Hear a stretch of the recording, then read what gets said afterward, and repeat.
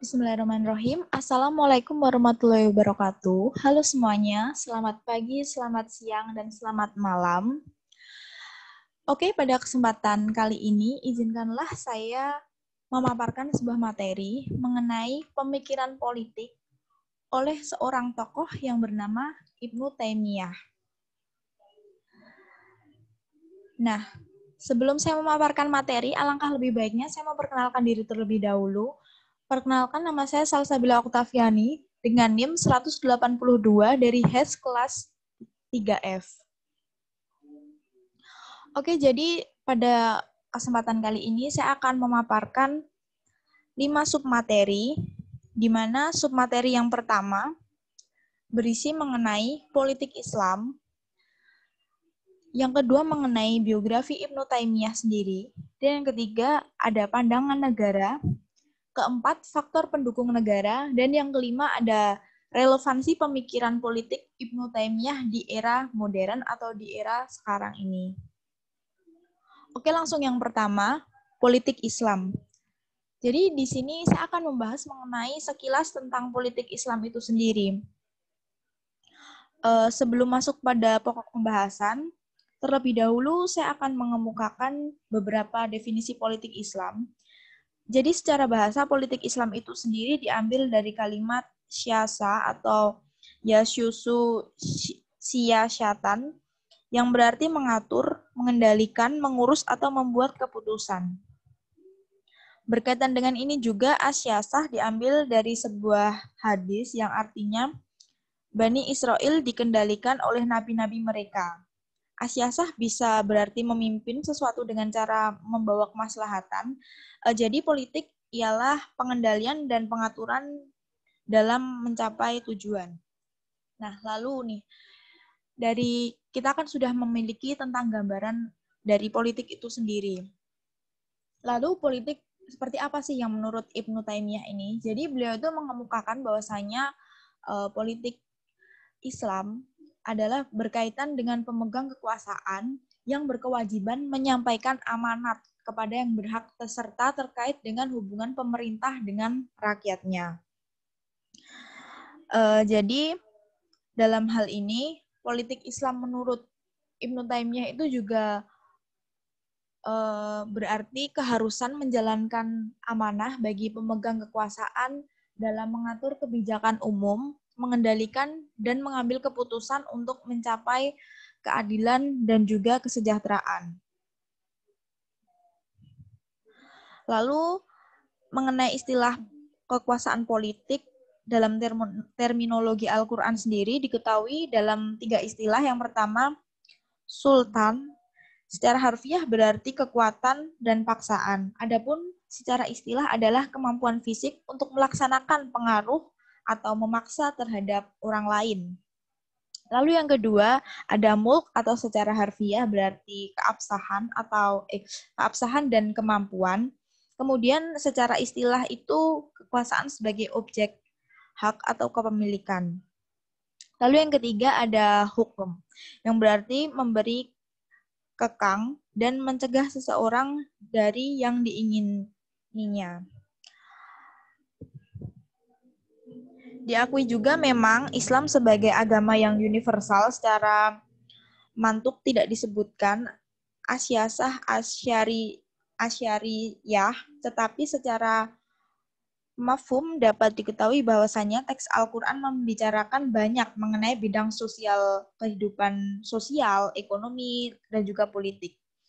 Sehingga agama tidak hanya sekedar ritual keagamaan saja ya, jadi tetapi juga mengatur seluruh dimensi kehidupan.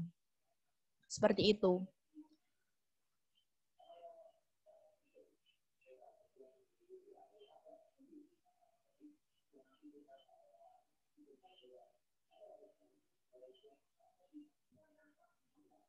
Oke, kita menginjak pada materi yang kedua mengenai biografi dari Ibnu Taimiyah ini sendiri. Oke, nama lengkap dari Ibnu Taimiyah ini adalah Abu Abbas Ahmad bin Abdul Halim bin Muhammad bin Taimiyah Al-Harani. Beliau lahir pada 10 Rabiul Awal atau tahun 661 Hijriah atau 22 Januari 1263 Masehi di Syria. Jadi beliau ini singkat cerita pada saat usia 22 tahun, pada saat ayahnya sudah wafat, ia menggantikan tugas ayahnya sebagai seorang guru dalam bidang hadis dan juga fikih.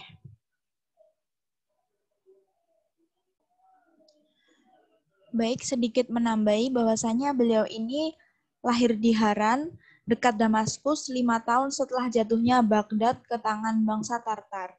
Pada masa ini berarti masa kekuasaan dinasti Abbasiyah telah berakhir, sehingga ia hidup pada masa dinasti Mamalik berkuasa atas Mesir dan Syria, yaitu pada masa pemerintahan Al-Zahir sampai di tengah masa pemerintahan Nasiruddin Muhammad. Lalu pada masanya ini banyak terjadi kejumutan yang amat kental, sehingga beliau berkeinginan untuk mengembalikan umat agar hidup sesuai dengan tuntutan Al-Quran dan Sunnah Rasul. Dalam hari ini, pada masa beliau hidup, kemunduran tersebut ditandai dengan puncak disintegrasi politik, dislokasi sosial, dan juga dekadensi akhlak serta moral. Pada saat itu hanya dinasti Mamaliklah yang menjadi satu-satunya kekuatan di dunia Islam. Di bagian timur dinasti ini, semua negeri telah ditaklukkan dan diduduki oleh orang-orang Mongol. Sementara itu, pada masa Ibnu Taimiyah ini, orang-orang Mongol ini telah memeluk agama Islam, tetapi keislaman mereka hanya sekedar formalitas belaka. Mengapa demikian? Karena mereka masih terus menghancurkan negeri-negeri Islam beserta penduduknya. Sedang di negeri-negeri lain di luar dunia Islam ini, di mana terdapat penduduk-penduduk yang beragama Islam, kaum muslimin terpecah-pecah menjadi kerajaan-kerajaan kecil yang terus-menerus saling berperang.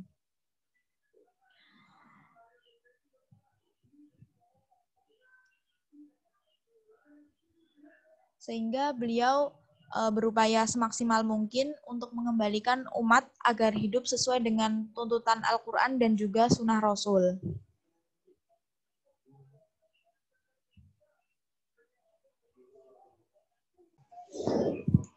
Baik, selanjutnya pada submateri ketiga adalah pandangan negara bagaimana sih menurut Ibnu Taimiyah ini sendiri.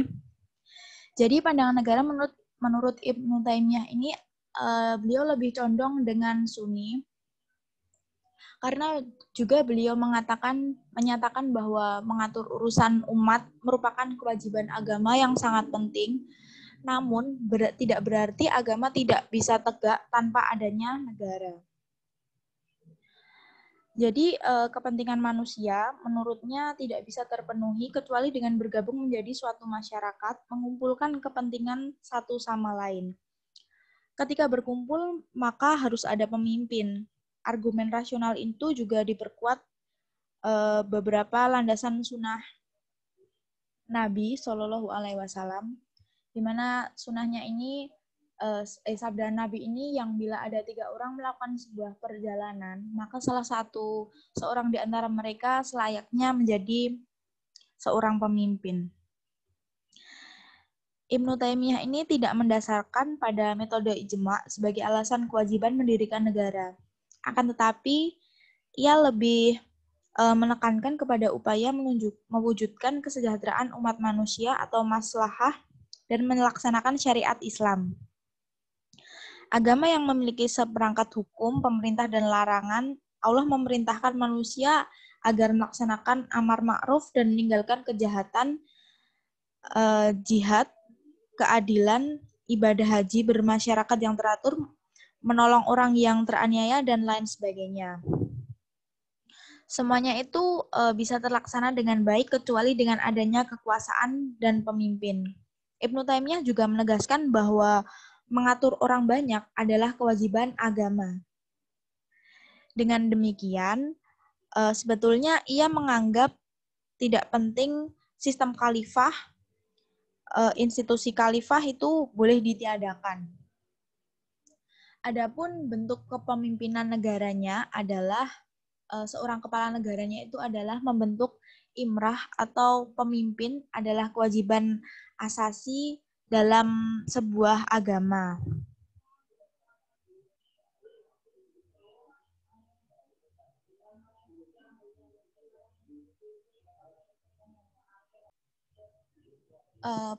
Selanjutnya pandangan negara menurut Ibnu Taimiyah ini beliau juga tidak menjelaskan secara spesifiknya itu bagaimana, melainkan penegakan negara merupakan tugas suci yang dituntut oleh agama dan merupakan salah satu perangkat untuk mendekatkan manusia kepada Allah Subhanahu wa taala. Negara Islam yang dianggap memenuhi syarat adalah suatu pemerintahan yang mendasarkan pada syariat sebagai penguasa tertinggi dan tidak memandang apakah negara itu berbentuk khalifahan, monarki, ataupun republik. Ia juga lebih memilih meletakkan keadilan pada setiap pemerintahan sebagai esensi kekuasaan. Jadi, pondasi utamanya ialah sebuah keadilan bagi Ibnu Taimiyah ini sendiri. Ketimbang meributkan bentuk negara itu bagaimana. Lalu teori politik Ibnu Taimiyah ini memiliki kemiripan yang lebih dekat dengan konsep pemerintahan modern. Dalam asal-usul negara, ia bermaksud menawarkan interpretasi sosiologis berdasarkan pada hakikat manusia yang bebas dari penjelasan agama. Sikap tersebut tidak ditemukan pada teori klasik yang menegaskan bahwasannya asal-usul kekuasaan hanya berasal dari sumber agama. Dari sini kita juga bisa melihat pemikiran Ibnu Taimiyah melampaui tradisi berpikir pada para filsuf Islam tentang teori kemanusiaan itu sendiri.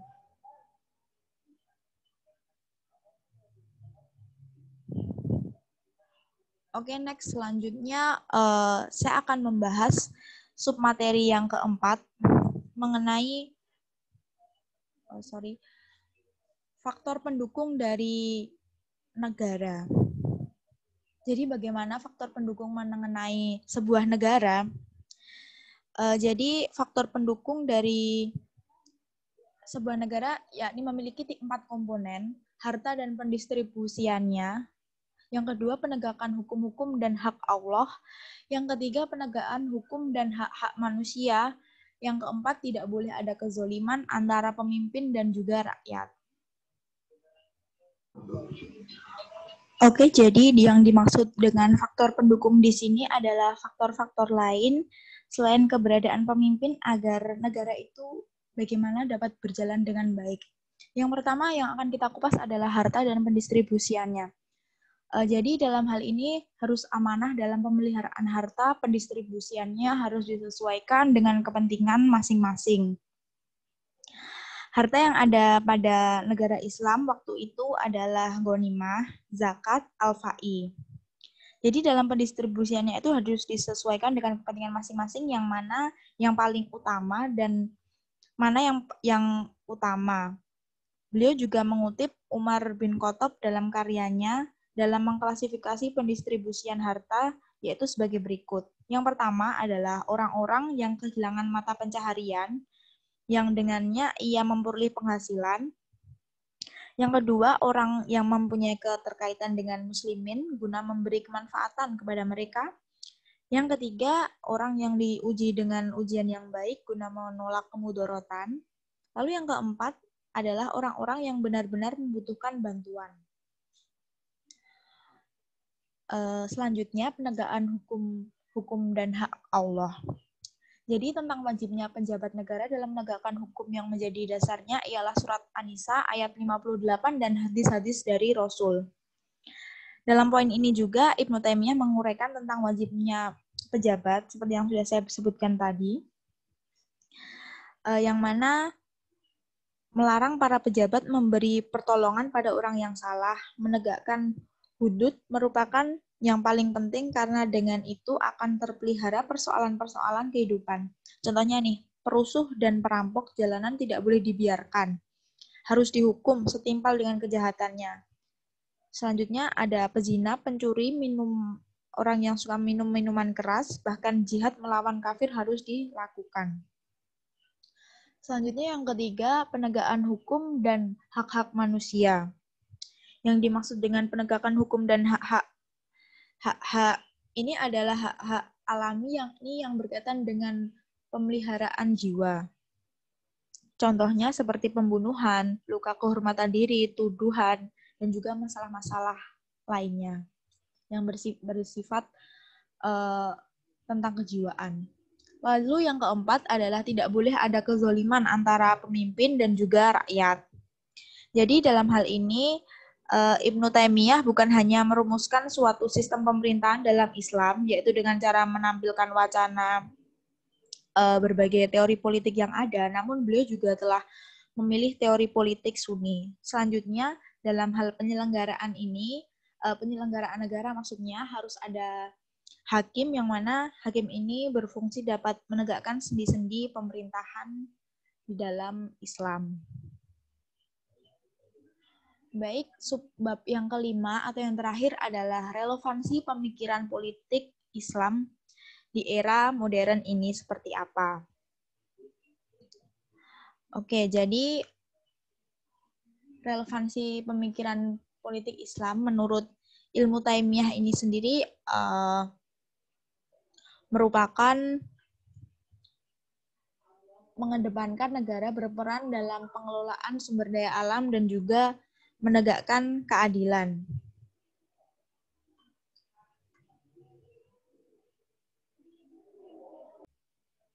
Oke, jadi seperti yang sudah dikemukakan di atas tadi, Ibnu Taimiyah mengedepankan peranan negara dan pengelolaan sumber daya alam dan juga menegakkan keadilan, memandang dengan kacamata kosmopolitan dengan mementingkan asas keadilan yang sudah saya jelaskan tadi bahwa beliau ini menerapkan sebuah keadilan atau asas keadilan ini sebagai sebuah fondasi dari kehidupan kenegaraan. Di atas keimanan pula dan juga penyegaran pemikiran dengan mengemukakan usaha filosofis dalam mencari kebenaran. Bagi Ibnu Taimiyah ini sendiri, keadilan adalah sebagai sunatullah yang pasti, objektif, dan juga tidak berubah-ubah. Siapa saja yang menegakkan keadilan ini akan jaya dan siapa yang melanggarnya akan binasa. Karena itu dalam risalahnya ia mengutip ungkapan yang sangat kosmopolit. Sesungguhnya Allah akan menegakkan negeri yang adil meskipun kafir. Dan tidak akan menegakkan negeri yang zalim meskipun Islam. Dalam hal ini, ilmu Taimiyah juga percaya bahwa untuk membangun tatanan negara yang rasional diperlukan suatu hukum dan manajerial pemerintahan yang memastikan tiap orang menghormati kebebasan orang lain. Kebijakan moralistik hanya akan memecah belah masyarakat modern yang plural dalam kategori-kategori agama, moral maupun kebudayaan. Dalam pemikiran ilmu Taimiyah sendiri juga diperlukan ketentuan yang definitif agar hukum berlaku secara objektif. Inilah yang disebut sebagai Ibnu Taimiyah adalah kekuasaan yang memaksa dari the rule atau pemerintah terhadap the rule atau masyarakat yang diperlukan untuk menjaga masyarakat terhindar dari keegoisan alamiah manusia yang dapat menghancurkan kehidupan sosial. Sehingga itulah Ibnu Taimiyah berpendapat hukum harus ditegakkan dengan keras oleh negara dan negara harus berjalan di atas keadilan hukum. Di sini tampak gagasan organik Ibnu Taimiyah ini sendiri yang memandang hukum dan keadilan yang terintegrasi dalam pemerintahan. Setiap pemikir Islam termasuk Ibnu Taimiyah ini mempercayai bahwa pencapaian sejarah manusia yang paling puncak adalah pada masa di mana Rasulullah SAW hidup. Sehingga setiap pemikir Islam selalu merefleksikan tujuan ideal ke belakang dalam proses filosofisnya. Pendapat ini juga didasarkan pada sabda Rasulullah SAW bahwasanya yang berbunyi, zaman terbaik adalah zamanku, kemudian sesudahnya dan sesudahnya lagi. Sehingga yang perlu digarisbawahi di sini adalah gagasan kosmopolitanisme dari Ibnu Taimiyah yang ia letakkan dengan menjadikan nilai keadilan ini, lagi-lagi beliau menjalankan nilai keadilan sebagai suatu fondasi melebihi agama dan juga keimanan formal, membuka pemikiran Islam yang seluas-luasnya, distribusi sumber daya secara global, dan juga pencapaian keadilan melalui institusi negara masih relevan dengan alam pemikiran modern. Baik, mungkin hanya itu yang dapat saya sampaikan. Berikut adalah daftar referensi yang saya jadikan sebagai acuan dalam membicarakan politik Islam menurut pemikiran Ibnu Taimiyah. Sekian dari saya. Thank you for watching. Stay safe and stay healthy. See you. Wassalamualaikum warahmatullahi wabarakatuh.